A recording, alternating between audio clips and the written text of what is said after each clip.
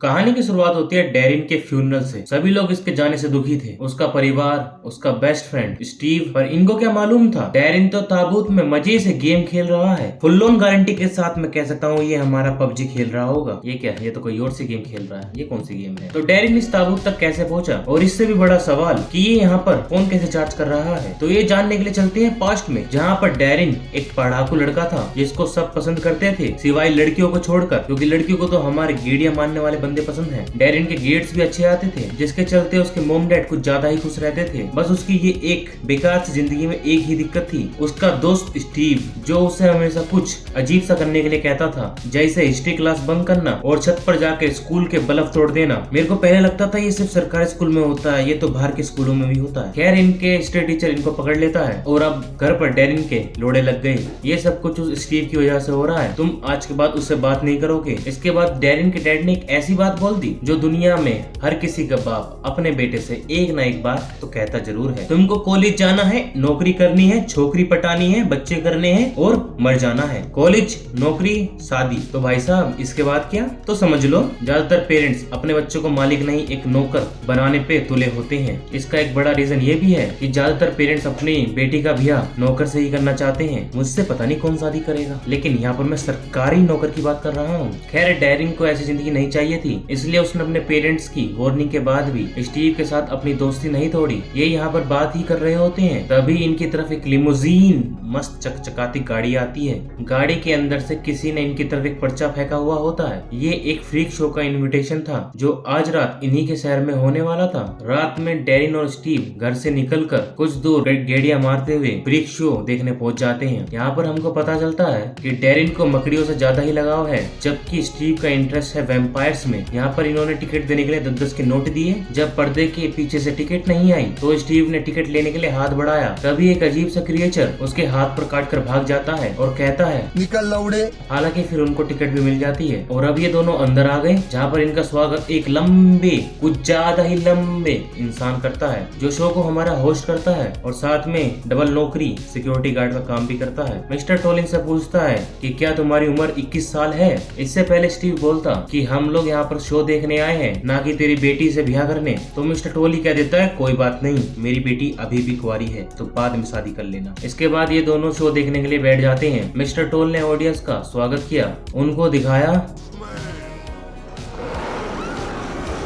वुल्फमैन ने, ऑडियंस ने एक लड़की का हाथ खा लिया होता है, जिससे सबकी फटके चार हो जाती है। अगर तुम भी बैठे हुए होते तुम तो मुंह देते, लेकिन मिस्टर डोल ने सबको शांत करते हुए बताया कि ये लड़की भी फ्रीक शो का हिस्सा है। लड़की ने दोबारा अपना हाथ उगा लिया, जिसके बाद आयरन थीथ लेडी आई, जो अपने दांतों से कुछ भी तोड़ सकती थी। कुछ भी का मतलब कुछ भी। फिर आया 2 पेट वाला आदमी, जो कुछ भी खा सकता था। लेकिन एक सवाल मेरा यहाँ पर है कि जो कुछ खाता है वो कौन से पेट में पहले जाता है, राइट वाले में या लेफ्ट वाले में? कमेंट में जरूर लिख देना। लेकिन एक चीज की गारंटी है, इसको सुबह सुबह काफी तकलीफ होती होगी। फिर आई मैडम तुरुथ, जो कि कुछ ज्यादा ही खूबसूरत लौंडिया थी। मैडम तुरुथ ने वॉलंटियर के लिए डैरिन को ही बुला लिया। उसने जैसे ही डैरिन को छुआ, उसे कुछ ऐसी चीजें दिखाई दी जो शायद आने वाले समय में होने वाली थी। जिसके बाद मैडम तुरुथ ने अपने चेहरे पर बेड़ उगाकर सबको हैरान कर दिया। लेकिन अपने एक्ट के बाद उसने शो को बंद करने के लिए कहा, क्योंकि उसने डैरिन के फ्यूचर में ऐसा देख लिया था जिसको देखे बहन डर गई। मैडम के मना करने के बावजूद भी लालटेन अपना एक्ट करने पहुंच जाता है। इस एक्ट में लालटेन की जोड़ीदार थी उसकी मकड़ी ओक्टा। लालटेन ने मकड़ी के साथ डांस करके लोगों को एंटरटेन किया। इसी बीच स्टीव ने लालटेन को पहचान लिया। उसने लालटेन को एक पुरानी किताब में देखा था और स्टीव के हिसाब से लालटेन एक वैम्पायर है। तभी वहाँ पर शहर के कुछ लोग पुलिस को लेकर आ जाते हैं। पुलिस आ गई भाई, पुलिस आ गई। इसी बीच डैरिन बैक स्टेज पहुंच जाता है, जहाँ पर ओक्टा मकड़ी पिंजरे में बंद होती है। डैरिन को वो मकड़ी ज्यादा ही पसंद आ गई थी। उसने मकड़ी को पिंजरे समेत उठा लिया और फिर तुरंत ही छुप गया, क्योंकि वहाँ पर कोई आ गया था। ये लालटेन था, जो कि किसी बुढ़े आदमी से बात कर रहा होता है। उनको हाइब्रिड वैम्पायर से खतरा होता है, जिनको वैम्पनीस कहा जाता है। वैम्प की कंपनी है ये। तभी स्टीव वहाँ पर आ जाता है और कहने लगता है कि मुझको वैम्पायर बना दो, मेरी जिंदगी में कोई भी नहीं है, मेरे डैड भी मुझे छोड़ के चले गए हैं और मैं एक गे भी हूँ। ये सब बातें सुनने के बाद लालटेन ने उसको एक मौका दिया और उनका खून टेस्ट करता है। हालांकि खून टेस्ट करते ही उसको पता चल गया था कि नमक कम है, कि स्टीव में हीमोग्लोबिन की कमी है, इसलिए वो वैम्पायर नहीं बन सकता। क्या बात बोलता सकता है, हीमोग्लोबिन की कमी के कारण वैम्पायर नहीं बन सकता। इसकी वजह से स्टीव गुस्से से वहाँ चला जाता है। तभी लालटेन की नजर उसकी मकड़ी पर पड़ती है जो वहाँ पर थी ही नहीं। इससे पहले वो डैरिन को पकड़ता, डैरिन वहाँ से भाग निकलता है। रोड पर आते ही उसको किसी ने अपनी कार में बिठा लिया होता है। ये वही कार थी जिसे शुरुआत में दिखाया जाता है। कार में दो जने बैठे हुए होते हैं, एक था मार्लो और दूसरा था टाइनी। ये डैरिन से सवाल जवाब करने लगते हैं, लेकिन उनको जल्दी समझ आ जाता है कि उन्होंने गलत लड़के को कार में बैठा लिया है, क्योंकि ये तो यहाँ पर स्टीव के लिए आए थे। खैर उन्होंने डैरिन को उसके घर छोड़ दिया और उसके साइकिल को तोड़ दिया। अगले दिन डैरिन ओक्टा को अपने बैग में रखकर स्कूल में ले आता है। तभी स्टीव वहाँ पर आ जाता है और इसकी फटके चार हो जाती है और इसने ओक्टा को भी देख लिया होता है। वो मकड़ी के साथ खेलने लगता है, लेकिन अचानक उसके हाथ से पिंजरा छूट जाता है, जिससे ओक्टा वहाँ से भागने लगती है। स्टीव ओक्टा को पकड़ने की बजाय उसको मारने की कोशिश कर रहा था। मकड़ी की वजह से स्कूल में अफरा तफरी मच जाती है। ओक्टा ने वहाँ पर सबको डरा दिया था और जब ओक्टा को लगा कि बस बहुत हो गया, तो वो स्टीव के गाल पे एक छोटा सा किस देकर वहाँ से भाग जाती है। अब स्टीव मकड़ी के जहर से बेहोश हो जाता है। ओक्टा का जहर इतना खतरनाक होता है कि उसके काटने के बाद तुम्हारा छोटा नन्नू बड़ा नन्नू हो जाएगा। इसलिए डैरिन वापस सर्कस पहुंच जाता है अपने दोस्त का छोटा नन्नू जो बड़ा हो चुका है उसको फिर से छोटा करने के लिए। वहाँ पे वो लालटेन से मदद मांगता है। लालटेन उसको एंटीडोट देने के लिए तैयार तो हो जाता है, लेकिन सिर्फ एक ही शर्त पर कि उसको उसका असिस्टेंट बनना होगा, यानी कि वैम्पायर असिस्टेंट। और जो लोग अभी मूवी का नाम सोच रहे हैं कि मूवी का नाम क्या है, भैया मूवी का नाम है हमारा वैम्पायर असिस्टेंट। ऐसा करने के लिए डैरिन को अपना परिवार, अपने यार दोस्त और जो फ्यूचर में गर्लफ्रेंड होगी वो भी छोड़नी होगी। अगर सीधे शब्दों में मैं आपको समझाऊं तो उसको टपकना होगा। डैरिन इसके बावजूद भी लालटेन की शर्त मानने के लिए तैयार हो जाता है, मतलब कि एक सच्चा दोस्त है। उसको वैम्पायर बनाने के लिए लालटेन ने एक हाई फाइव दिया। ये चीज समझ नहीं आया। अच्छा, इसने अपना खून उसके हाथों में छोड़ दिया। इसके बाद डैरिन इसकी पिद्दी में बैठकर हॉस्पिटल पहुंच जाता है। लालटेन ने स्टीव की बॉडी में तुरंत ही एंटीडोट लगाया, जिससे वो कुछ ही देर में नॉर्मल हो गया। अब कुछ दिनों बाद डैरिन के शरीर में बदलाव देखने को मिल जाते हैं। ये सब लालटेन के ब्लड का असर था। डैरिन अब कच्चा मांस खाने लगता है और तो और वो अपनी छोटी बहन को भी चोट पहुंचाने वाला होता है, लेकिन उसने एंड मोमेंट पर अपने आप को रोक लिया। इसके बाद डैरिन ने देखा कि लालटेन उसी के कमरे में बैठकर उसी की ही फोन पढ़ रहा होता है, सॉरी उसकी ही किताबें पढ़ रहा होता है। जैसे कि इसका नाम लालटेन है तो इसको किताब पढ़ने के लिए लालटेन की भी जरूरत नहीं है, गंदा जोक पता है। तो अब वैम्पायर ने उसको समझाया कि उसको अपने परिवार और अपने दोस्तों को छोड़ना ही होगा। डैरिन इसके लिए तैयार तो नहीं होता है, लेकिन कुछ ही देर पहले वो अपनी बहन को चोट पहुंचाने वाला होता है, तो इसलिए वो अब यहाँ पर रहकर अपने परिवार को खतरे में नहीं डालना चाहता था। इसलिए वो यहाँ से जाने के लिए तैयार हो जाता है, लेकिन उससे पहले वो अपने माँ बाप से मिला और उनको बताया कि वो उससे कितना प्यार करता है। ये सुनकर उसके माँ बाप इमोशनल हो गए और फिर वो अपनी छोटी बहन को गुड बाय बोलकर लालटेन के पास आ जाता है। उसने डैरिन को अपना ब्लड दिया और फिर उसको चांद दिखाने लगा। इसने उसको धोखा दिया और इसको टपकाने के बाद उसको छत से गिरा देता है ताकि ये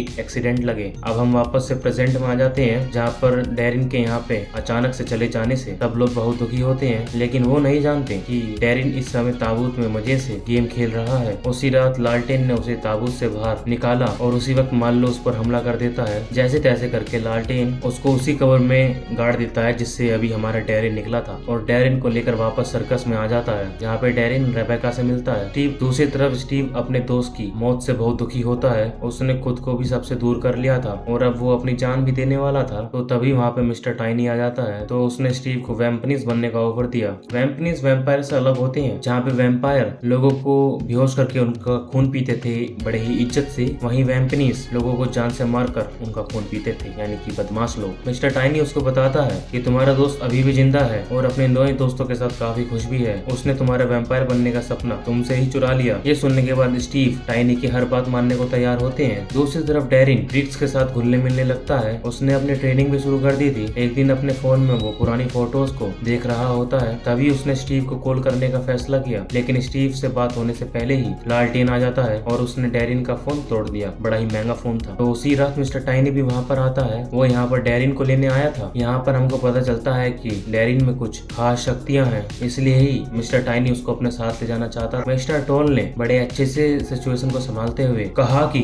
हम इस बारे में सोचेंगे। इसके बाद लालटेन ने डैरिन को सावधान रहने के लिए कहा, क्योंकि डैरिन के ऊपर अब एक बड़ा खतरा मंडरा रहा था। इसलिए लालटेन ने उसकी ट्रेनिंग शुरू कर दी ताकि मुसीबत के वक्त पे वो खुद को बचा सके। शुरू में तो डैरिन लालटेन के सामने बहुत कच्चा पड़ रहा था, लेकिन धीरे धीरे उसके अंदर स्ट्रेंथ आने लगती है। दूसरी तरफ मार्लो ने स्टीव को वैम्पनीस बना दिया था, वो भी सिर्फ उसका हेयर स्टाइल चेंज करके। स्टीव का पहला शिकार और कोई नहीं, उसका हिस्ट्री टीचर होता है। साले ने टीचर को ही मार दिया। इधर डैरिन को ताजे खून की तलब उठ रही थी, इसलिए लालटेन ने एक बंदे को बेहोश कर दिया। उसने बताया कि हम लोगों को नहीं मारते, बल्कि उनको बेहोश करके बस उनसे थोड़ा सा खून उधार ले लेते हैं, जो उधार हम कभी नहीं चुकाते। तलब उठने के बावजूद भी डैरेन उस आदमी का खून पीने के लिए तैयार नहीं होता। अगर लालटेन लड़की को बेहोश करता तो खून के साथ पता नहीं क्या क्या चूस जाता। अब ये लोग वापस से कैंप में आ जाते हैं। इनके आने के बाद यहाँ पर वेम्पनीस हमला कर देते हैं, जिस वजह से बहुत से लोगों की जान चली जाती है। ये बात तो साफ थी कि ये यहाँ पर डैरेन के लिए आए थे। फाइनली इनको डैरेन मिल जाता है, जो कॉस्ट्यूम रूम में रेबेका के साथ छुपा हुआ था। उसने वेम्पनी से लड़ने की कोशिश की, लेकिन कोई भी फायदा नहीं हुआ। ये तो अच्छी बात है कि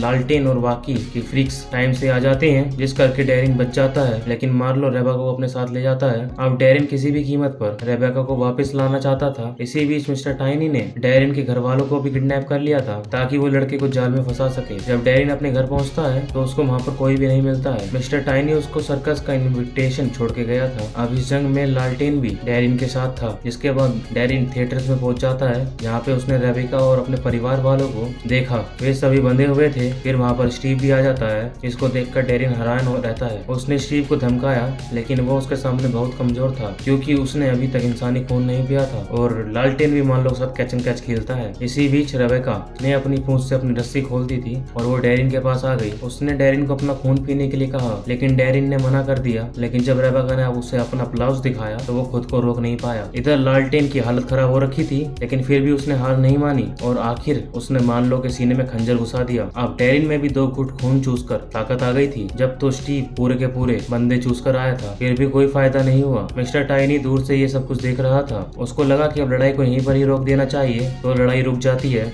मिस्टर टाइनी ने अपनी जादुई शक्तियों से मार्लो को एक छोटा क्रिएचर बना दिया। फिर उसने डैरेन और स्टीव को उसके साथ चलने के लिए कहा। स्टीव तो मिस्टर टाइनी की पावर्स को देखकर काफी इम्प्रेस था, इसलिए वो बिना सोचे समझे उसके साइड चला जाता है। लेकिन डैरेन ने लालटेन के साथ ही रुकने का फैसला किया। जिसके बाद लालटेन ने डैरेन के परिवार की याददाश्त मिटा दी, जिससे उनको आज की रात के बारे में कुछ भी याद नहीं रहेगा। आखिर में डैरेन वापस से कैंप लौट जाता है, जहाँ पर सभी लोग उसका स्वागत करते हैं। इसी के साथ मूवी यहीं पर खत्म हो जाती है। तो कैसी लगी है मूवी कमेंट बॉक्स में जरूर बताना। चैनल पर नहीं हो तो सब्सक्राइब करना, वीडियो को लाइक करना। इसी के साथ मैं लेता हूँ अलविदा। मिलेंगे अगली मूवी की एक्सप्लेनेशन में।